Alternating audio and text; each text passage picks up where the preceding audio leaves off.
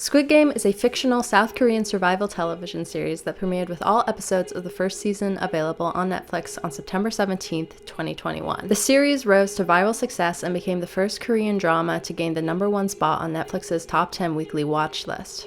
In the first 17 days of availability, it is estimated to have reached 111 million households, and in the first 28 days of availability, grossed a total of over 1.65 billion hours of watch time. That is 188,000 years of watch time. It is now considered Netflix's all-time most viewed series based on membership views at 142 million households tuning in. So, what made it a sensation?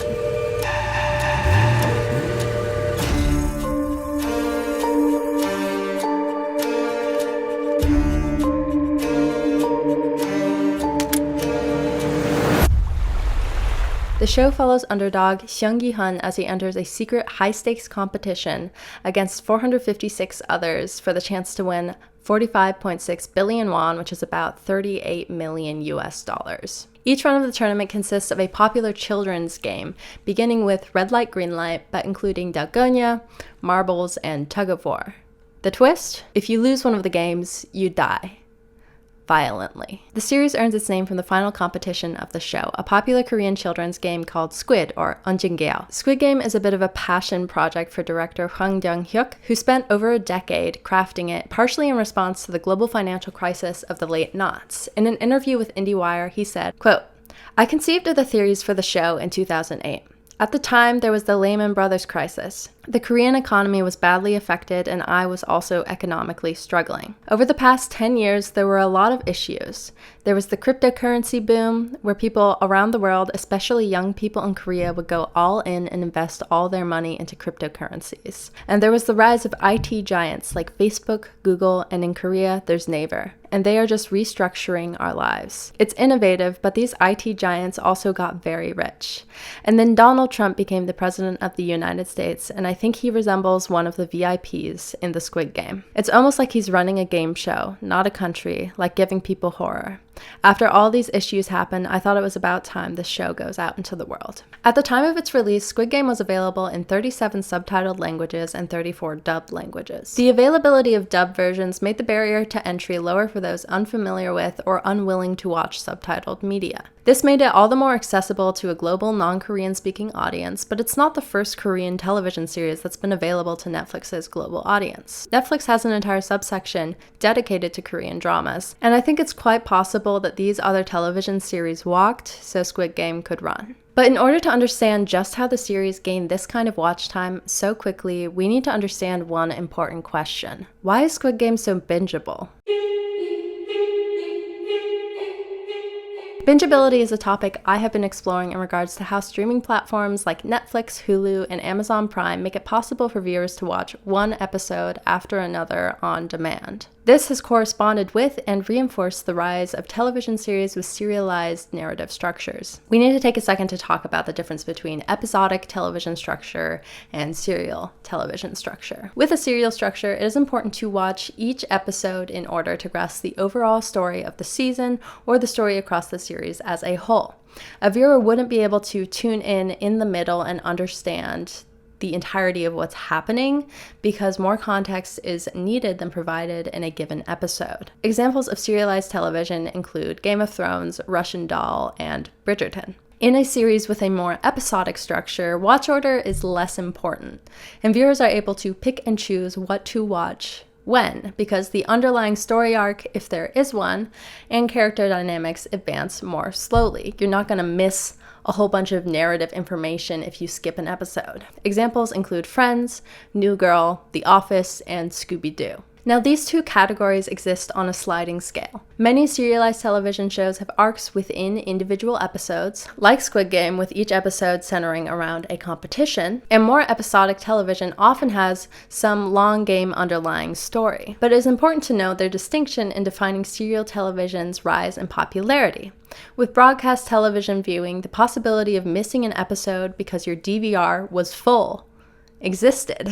This hindered the potential success of heavily serialized shows like Squid Game. But as streaming has shifted to on-demand platforms, this is no longer a concern. Serial television is like a long movie, broken up into chapters, often with a cliffhanger at the very end of an episode. This encourages viewers to watch one episode after another, and in a culture where rest is conflated with media consumption, people will spend an entire evening watching several episodes or even an entire season of a show. The shows that get this kind of attention can be considered bingeable. Squid Game falls into this category of serialized television, and since every episode was released at the same time, it gives audience the option of watching episodes in rapid succession. This release choice and the structure of the show are one of the reasons why Squid Game was able to gain so many hours of watch time so quickly.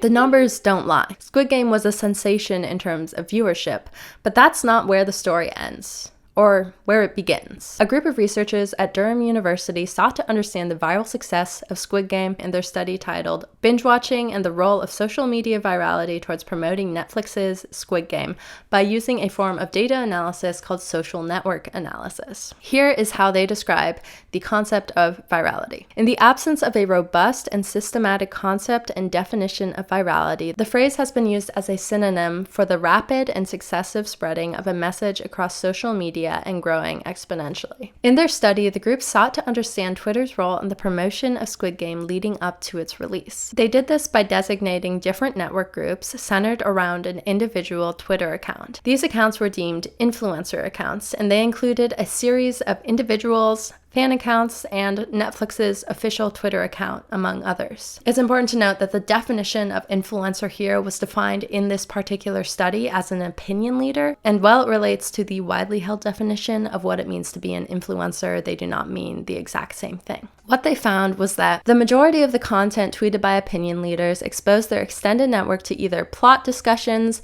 or a reference to an important aspect of the show. As these users attracted their own unique audiences into the network, such exposure generated further anticipation among the extended networks, enhancing the likelihood of more and more people willing to watch the show themselves. Online discussion curated by these opinion leaders prior to the show's release garnered hype, a feeling of collective excitement and anticipation that extended past their original networks into the extended Twitterverse. The Durham researchers described this, when utilized by brands as a marketing technique, as social media seeding. Twitter has transformed how new releases and major brands such as Netflix promote their products and spark user conversations. Unlike traditional non-digital brand marketing techniques, organizations are not only engaging with users in public conversational threads, but also seeding new content in such a way that it is picked up by highly influential Twitter channels to support a more organic tone of voice. The conversation threads, related likes, and retweets have been labeled as, quote, going viral, with virality being used to capture users' online behavior and reactions shared in a public space. Essentially, you're planting the seeds so the crops can grow and your show can reach 100 million people. But were the seeds ever really capable of that? Following the show's release, even if you didn't have Netflix, if you were on Twitter or TikTok or YouTube, it is highly likely that you're being bombarded with Squid Game as a trending topic. And what happens when we are repeatedly exposed to something? The mere exposure effect is a psychological phenomenon by which people tend to develop a preference for things or people that are more familiar to them than others. Repeated exposure increases familiarity. If you get a repeated targeted advertisement for the shoes you are already considering buying, it is very likely that you're going to want to buy those shoes even more. This psychological phenomenon is very well known in intentional brand advertising. Similarly, even if you weren't considering watching Squid Game on the day of its release, it is very likely that sometime in the next 2 weeks you would binge the entire thing in the span of 2 days. That is a personal experience, and I am working off a singular data point, so I can't confirm that on the basis of an academic study. But the release of Squid Game did correlate with an influx of new Netflix subscriptions in the third quarter of 2021, 4.4 million to be exact, which was double that of the second quarter. And combined with the viewership data mentioned at the beginning of this video, it's hard to discredit the role of online word-of-mouth discussion in influencing both already existing Netflix members and people without pre-existing Netflix accounts to watch the show. Online discussion had expanded past the niche groups that controlled conversations prior to the release and entered a vast world of the casual media consumer, the binge-worthy show lover, and the anti-capitalist, representation-seeking millennial. That is where the subversion of echo chambers comes in. Twitter and other social media platforms encourage participating in trending content by promoting it to other users. If not via the platform's algorithm itself, then this is done through a user's network. People in your online community share your post, and then it reaches people in their online community. But what happens when that community essentially goes in a circle? That is an echo chamber. The Durham Research Group talks about how echo chambers in the seeding process prior to Squid Game's release may have mobilized consumption of the show. Quote, "We argue that the extension of the echo chambers concept is paramount beyond its existing group polarization and ideological conflict. And instead, academics and managers should understand how echo chambers can play strategic roles in reinforcing and mobilizing consumption preferences." But what happens when the topic of discussion extends past individual echo chamber communities online? That is virality, and that is an online sensation. After the show's release, TikTok and YouTube were flooded with Squid Game-related content, with one of the largest YouTube channels, Mr. Beast, hosting a real-life Squid Game tournament for $456,000. The video now has 249 million views. That is 200 million more views than the trailer for Squid Game. 249 million views is more than the 142 million households that have tuned in to watch the show on Netflix itself. This really speaks to the aforementioned power of the influencer in mobilizing consumption and how participating in online trends can mean serious viral success. Squid Game content on YouTube has grossed over 17 billion total views across over 129,000 videos, consisting of both long-form and short-form content, original clips, trailers, and original content in response to the show. Because of this data, I would argue that viewership between streaming platforms and social media content platforms worked in a positive feedback cycle that contributed to the success of Squid Game as a viral topic, even being covered by news sources as such. On the short-form content social media app TikTok, shortly after the release of the show, we got the TikTok filter called Dare to Move, which users have used on over 427,000 videos. The interactive filter follows the form of the first game in the series, Red Light, Green Light. This filter was able to get so many uses because of TikTok's accessibility and the ease with which people can participate. Even non-viewers of the show can make videos referencing the show and get a lot of views, like millions. The TikTok algorithm rewards participation in trends, so even if you don't seek out this filter, it would show up for you on your For You page, which is the feed on TikTok. Growing recognition then might influence you to watch the show through the mere exposure effect. Social media is driven by a need for attention and interaction, and filters and trends like this are a great way to get attention. This is the top viewed video using the filter. It has 21 million views and 3.2 million likes. Okay, so how's everybody doing this? How do I move?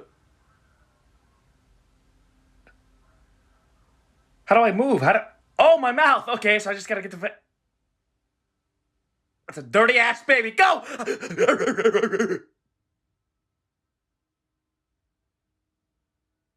I'm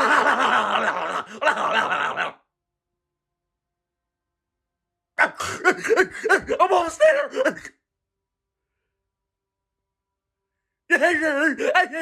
Yeah! Woo!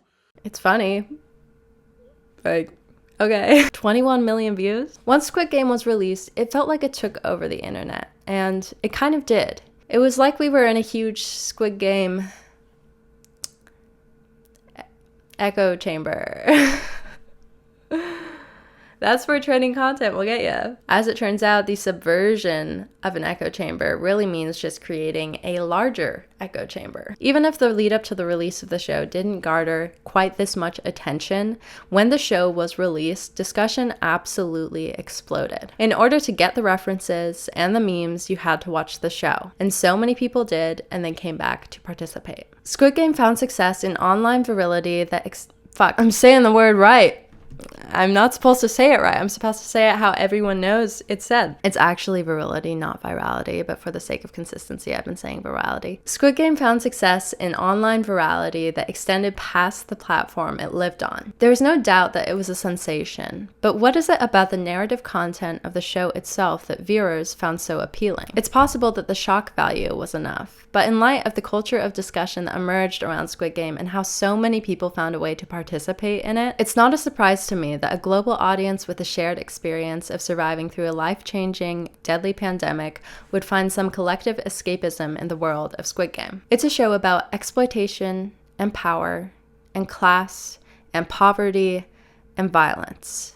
But most importantly, Squid Game is about survival. It's no wonder we all found a way to connect to it and each other in the online realm in a time of isolation. I am losing my mind. This was a final for my contemporary East Asian cinema class. I have now, at the time you're watching this, probably graduated from college.